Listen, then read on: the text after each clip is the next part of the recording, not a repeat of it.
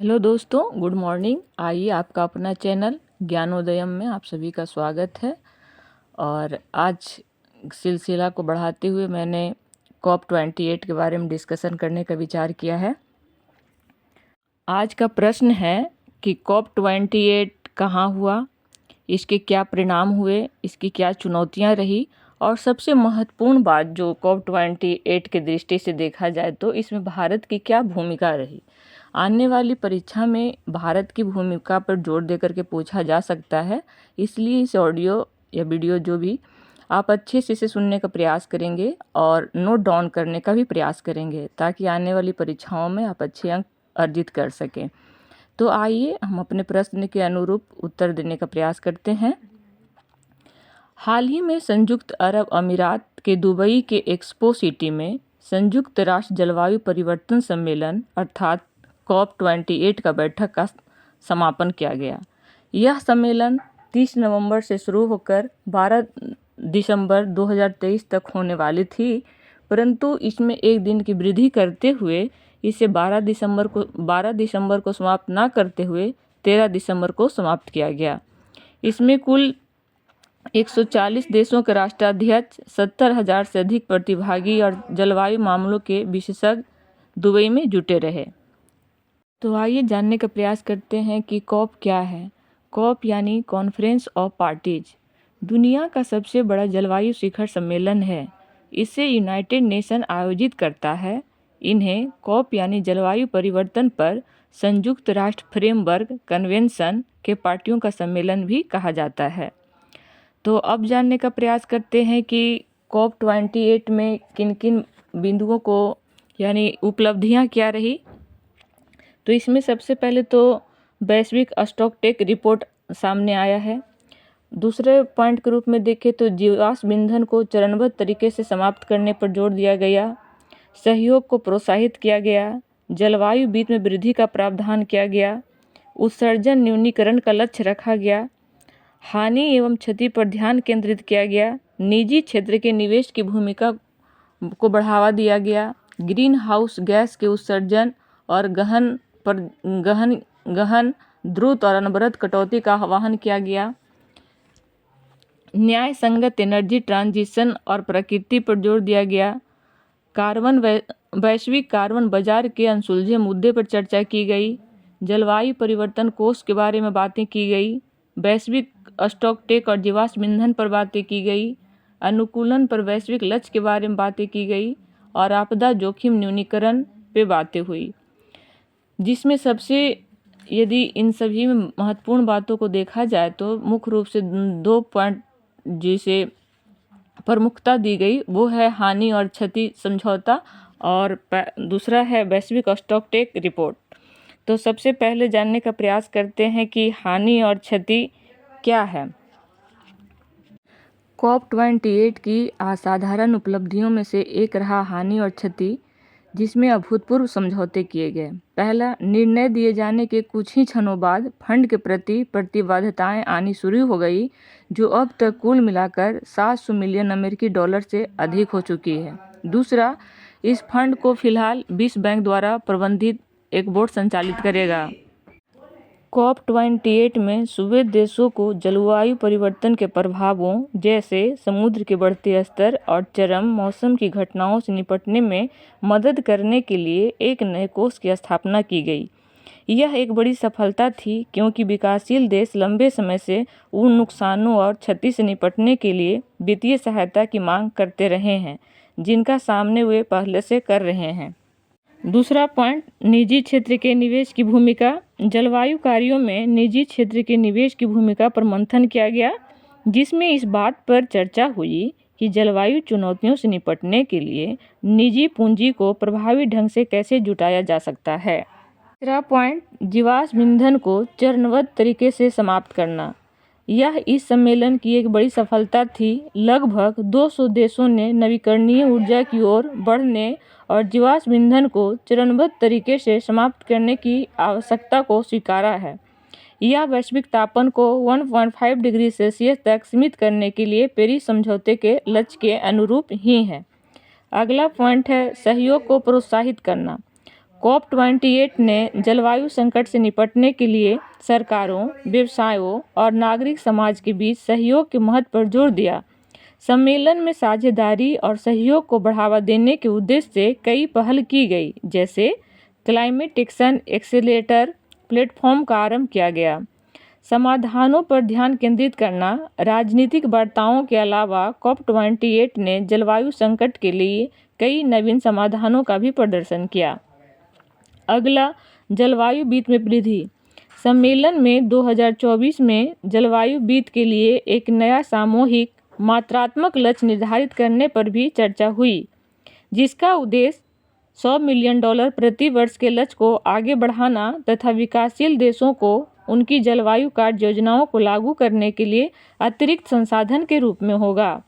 अगला पॉइंट, उत्सर्जन न्यूनीकरण का लक्ष्य। बैठक में पेरिस सम्मेलन 2015 में निर्धारित वैश्विक तापमान वृद्धि को सीमित करने के व्यापक लक्ष्य के अनुरूप महत्वाकांक्षी उत्सर्जन कटौती लक्ष्य निर्धारित करने के लिए वार्ता की गई। आपदा जोखिम न्यूनीकरण। हानि और क्षति के एजेंडे पर अधिक प्रगति हुई और एक समझौता भी हुआ कि आपदा जोखिम न्यूनीकरण के लिए संयुक्त राष्ट्र कार्यालय और परियोजना सेवाओं के लिए संयुक्त राष्ट्र कार्यालय हानि और क्षति के लिए सैंटियागो नेटवर्क के सचिवालय की मेजबानी करेंगे। यह मंच पर विकासशील देशों को तकनीकी सहायता प्रदान करेगा जो विशेष रूप से जलवायु परिवर्तन के प्रतिकूल प्रभावों के प्रति संवेदनशील हैं। पहला है द UAE कंसेंसस। 198 भाग लेने वाले देशों द्वारा एक ऐतिहासिक समझौता किया गया, जिसे उपयुक्त रूप से द UAE कंसेंसस नाम दिया गया, जिसमें एक महत्वाकांक्षी जलवायु एजेंडे की रूपरेखा तैयार की गई, जिसका उद्देश्य ग्लोबल वार्मिंग को 1.5 डिग्री सेल्सियस तक सीमित करने के लक्ष्य को अपनी पहुंच में रखना है। द UAE कंसेंसस एक व्यापक दस्तावेज है जो 2050 तक शुद्ध शून्य प्राप्त करने के लिए जीवाश्म ईंधन से दूर जाने का आह्वान करता है। COP28 के रिपोर्ट में जो सबसे महत्वपूर्ण बिंदु थी वैश्विक स्टॉक टेक रिपोर्ट, तो उसके बारे में बात करते हैं। ये रिपोर्ट सबसे ज़्यादा महत्वपूर्ण रही। इसके अनुसार वैश्विक स्टॉक टेक देशों और हितधारकों के लिए ये देखने की एक प्रक्रिया है कि वे पेरिस जलवायु परिवर्तन समझौतों के लक्ष्यों को पूरा करने की दिशा में कहाँ प्रगति कर रहे हैं और कहाँ नहीं। इनका प्राथमिक उद्देश्य ग्रीन हाउस गैस उत्सर्जन को कम करने तथा नवीकरणीय ऊर्जा स्रोतों में संक्रमण के लिए अलग अलग देशों के प्रयासों को आकलन करना है। इस रिपोर्ट के कुछ बिंदु उभर करके सामने आए हैं जो इस प्रकार है, जिसे हम बारी बारी से देखते हैं।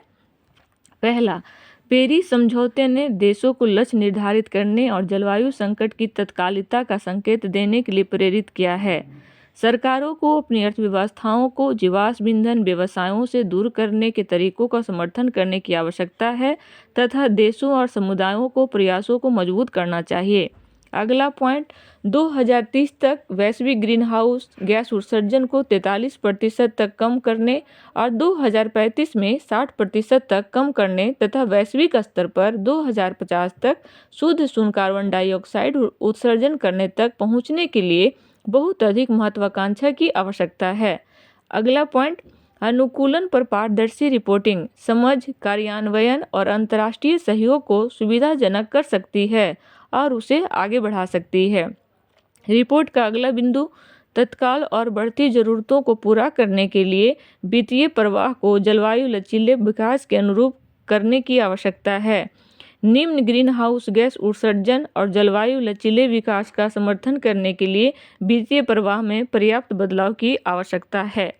अब हम बात करते हैं कि COP28 में भारत की क्या भूमिका रही। भारत ने किन किन बिंदुओं को सामने रखा। तो सबसे पहला बिंदु, भारत की 2028 जलवायु बैठक की मेज़बानी की इच्छा की।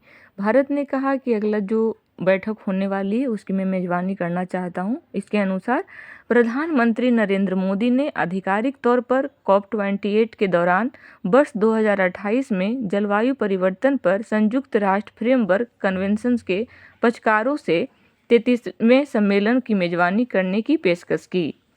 भारत वैश्विक उत्सर्जन में कम योगदान देने के बावजूद असंगत जलवायु प्रभावों का सामना करने वाले विकासशील देशों के दृष्टिकोण और प्राथमिकताओं का प्रतिनिधित्व करना चाहता है। भारत की मांग थी कि भारत की कार्बन बजट में उचित हिस्सेदारी की मांग।